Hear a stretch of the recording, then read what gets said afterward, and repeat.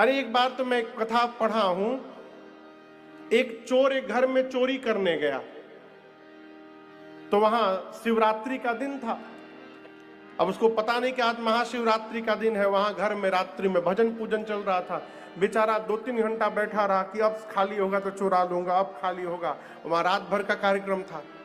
उदास होके चला, बोला अच्छा दिन नहीं रहा, बेकार चला गया आज का दिन। चलते चलते उसको एक शिव मंदिर दिखाई पड़ा। मंदिर तो सोचा मंदिर है, सोना चांदी मिलेगा। वहां गया तो शंकर भगवान का शिवलिंग था। कपार पकड़ के बैठ गया। बोला बांके बिहारी का होता तो कम से कम मुकुटे मिल जाता, सोने की मुरली मिल जाती। राम जी होते तो उनका सोना का बाण मिल जाता। इनमें क्या मिलेगा, धतूरा भांग नहीं खाएंगे हम। बोला नहीं, बेकार। आज का बोनी मेरी खराब हो गई थी सुबह में। आज उदास होकर बैठा, तब तक उसको शिवलिंग के ऊपर सोने का कलश दिखाई पड़ा जिससे पानी टपक रहा था।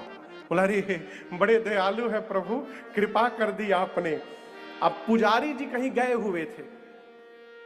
अब वो भीतर गया तो अब अंदर जाकर हाथ उठाया पकड़ने के लिए तो कलश उतरे ही नहीं, ऊपर था बहुत। सीढ़ी ढूंढा, सीढ़ी नहीं मिला। परेशान, डर है कि कहीं पुजारी जी ना आ जाए। तो अंत में शंकर भगवान से कहा बाबा आप माफ करिएगा, हमारे पास I have no any option now, मुझे माफ करिएगा बाबा।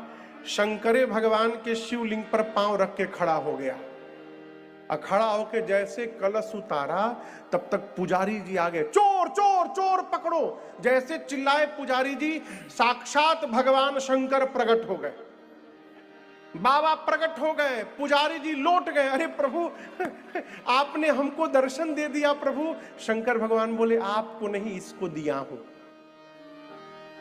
पुजारी जी बोले प्रभु आज तक मैंने आपकी इतनी सेवा की, इस जंगल में कोई पूछने आता है आपको? इतनी सेवा की और उसका ये परिणाम, ये चोर चोरी करने आया, आप इसको दर्शन दे दिए। शंकर भगवान बोले आज तक तुम मेरे ऊपर क्या क्या चढ़ाए हो?